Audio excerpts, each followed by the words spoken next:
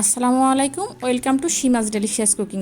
আমার প্রিয় বন্ধু ও ভিউয়ার্স, আজকে আমি আপনাদের চিংড়ি মাছের একটা মজাদার রেসিপি তৈরি করে দেখাবো। চিংড়ির প্রতি ভোজন রসিকদের সবসময় একটি আলাদা দুর্বলতা থাকে, আর সেটা যদি হয় চিংড়ি মাছের দো পেঁয়াজা, তাহলে তো কথাই নেই। এই দো পেঁয়াজাটা অনেকেই অনেকভাবেই তৈরি করে থাকেন, তবে আমি যেভাবে শর্টকাটে আর সহজে বাসায় তৈরি করে থাকি সেটা আপনাদের সাথে শেয়ার করছি। আশা করি আমার আজকের রেসিপিটা আপনাদের কাছে ভালো লাগবে। তো এখানে আমি 6 পিস চিংড়ি মাছ কেটে ধুয়ে পরিষ্কার করে নিয়েছি। এবার এটার মধ্যে আমি হলুদ লবণ মাখিয়ে নিচ্ছি।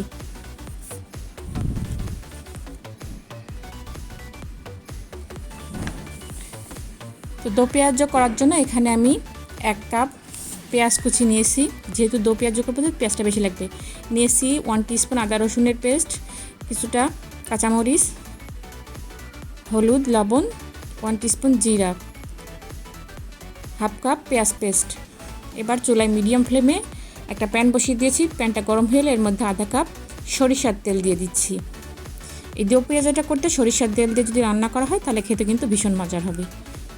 তো তেলটা গরম হয়ে এর মধ্যে আমি দিয়ে দিচ্ছি সেই কেটে রাখা পেঁয়াজ কুচি। তো পেঁয়াজটাকে আমি গোল্ডেন ব্রাউন করে ভেজে নেব।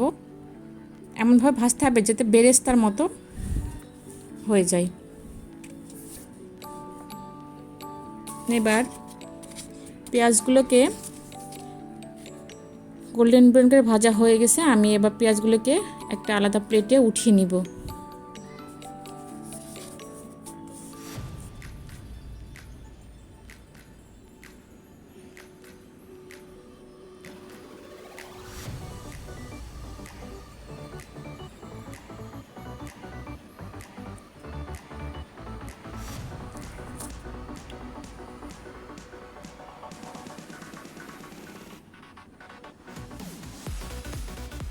এবার ওই একই তেলের মধ্যে আমি চিংড়িগুলোকে ভেজে নিব।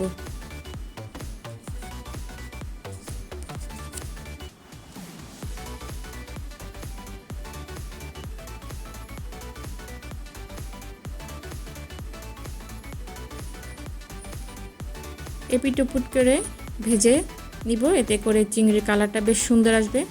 আবার বেশি ভাজার প্রয়োজন নেই, বেশি ভাজা হয়ে গেলে চিংড়ি কিন্তু খেতে ভালো লাগে না।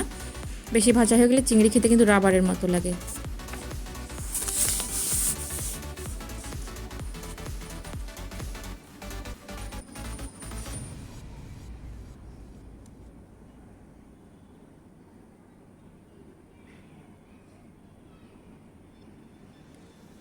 তো আমার চিংড়ি ভাজা শেষ।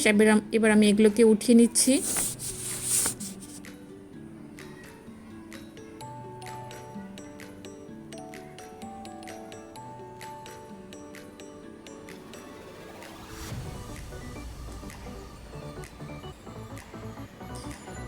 এবার অবশিষ্ট তেলের মধ্যে আমি দিয়ে দিলাম হাফ কাপ পেঁয়াজ পেস্ট।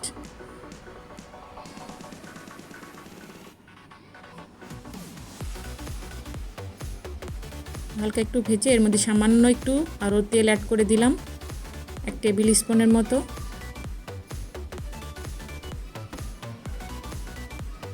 দিয়ে দিচ্ছি 1 টিস্পুন জিরা পেস্ট, 1 টিস্পুন আদা রসুনের পেস্ট, 1 টিস্পুন লবণ, হাফ টিস্পুন হলুদের গুঁড়া। এবার সব মশলাগুলোকে আমি পেঁয়াজের সাথে ভালো করে কষিয়ে নিচ্ছি। খুব ভালো করে ভাজা ভাজা করে আমি মশলাগুলোকে কষিয়ে নিব। যতটা সুন্দর করে ভাজাবে ততটা খেতেই কিন্তু ভালো লাগবে। এবার মশলার সাথে আমি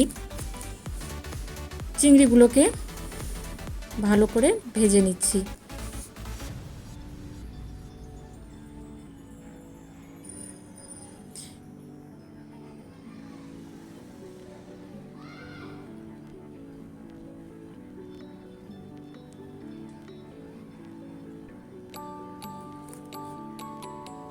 এবারেতে গ্রেভির জন্য দিয়ে দিচ্ছি পরিমাণ মতো পানি।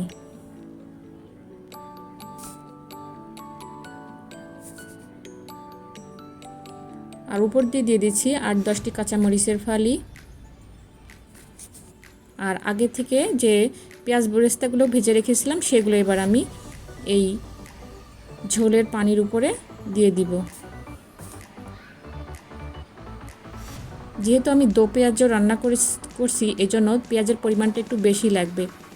আর পেঁয়াজটাও 2 বার করে দিয়েছি, একটু খেয়াল করেছেন। এবার ঢাকনা লাগিয়ে আমি 10 মিনিট এভাবে রেখে দিব। 10 মিনিট পর ঢাকনা উঠিয়ে আমি একটু নেড়ে চেড়ে দিচ্ছি যাতে মশলাটা তলায় লেগে না যায়।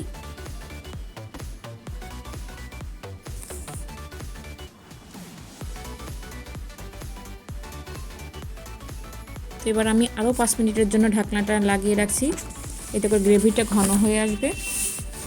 তো দেখুন 5 মিনিট পর আমার দো পেঁয়াজের গ্রেভিটা ঘন হয়ে এসেছে এবং উপর থেকে কিন্তু তেলটা উঠে এসেছে। তো এবার আমার দো পেঁয়াজটা খাওয়ার জন্য রেডি। আমি আপনাদের এবার সার্ভ করে দেখিয়ে দিচ্ছি।